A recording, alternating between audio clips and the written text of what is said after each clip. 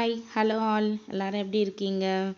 நம்ம இன்றைக்கி ஒரு சுடிதாரோட நெக் டிசைன் பார்க்கலாம்.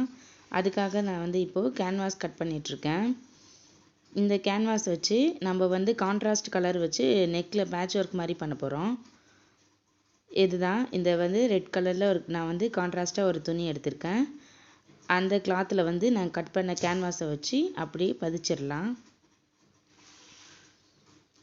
இதை நீங்கள் அயன் பண்ணி எடுத்துக்கலாம். நான் இது மேலே லேஸ் வைக்கிறதுனால அப்படியே தையல் போட்டு அதை பதிச்சுக்கிறேன்.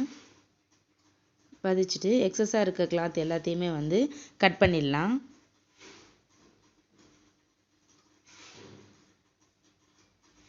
கேன்வாஸ் கிட்ட எக்ஸஸாக இருக்குதுல்ல அந்த கிளாத் எல்லாமே நம்ம கட் பண்ணி எடுத்துடலாம்.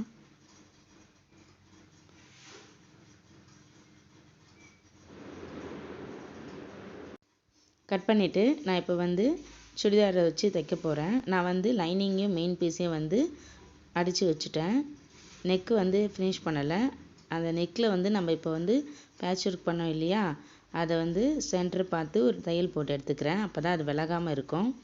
அதுக்கப்புறம் நம்ம எந்த ஷேப்புக்கு கேன்வாஸ் கட் பண்ணமோ அதே நெக் ஷேப்புக்கு பொறுமையாக கேன்வாஸை வச்சு அந்த கேன்வாஸில் மட்டும் தையல் போடக்கூடாது, அதோடைய எட்ஜஸில் அந்த ஷேப்புக்கு பொறுமையாக தையல் போட்டு எடுங்க.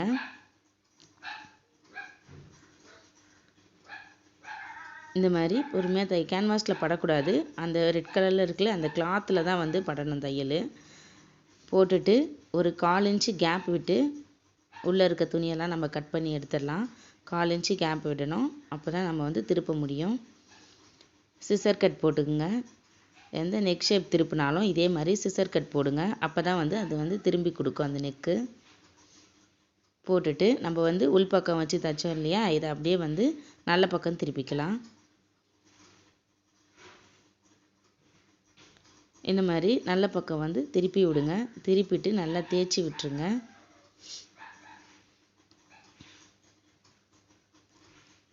ஃபுல்லாக தையல் போட்டு அப்படியே எடுத்துடலாம். நான் தையல் போடும்போதே கொஞ்சம் பிசுறு இருக்குது இல்லையா, அதை கேன்வாஸ் பக்கமாக உள்பக்கமாக மடித்து தைச்சிட்டு வரேன்.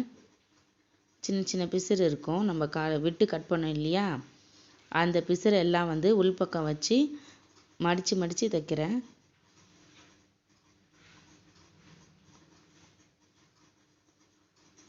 இந்த டிசைன் ரொம்ப நீட்டாக இருக்கும். இப்போ நிறைய பேர் இதே மாதிரி தான் ஸ்டிச் பண்ணுறாங்க. ரொம்ப ட்ரெண்டிங்கில் இருக்குது. நீங்கள் ஸ்டிச் பண்ணிவிட்டு போட்டு பார்க்கும்போது ரொம்ப அழகாக இருக்கும்.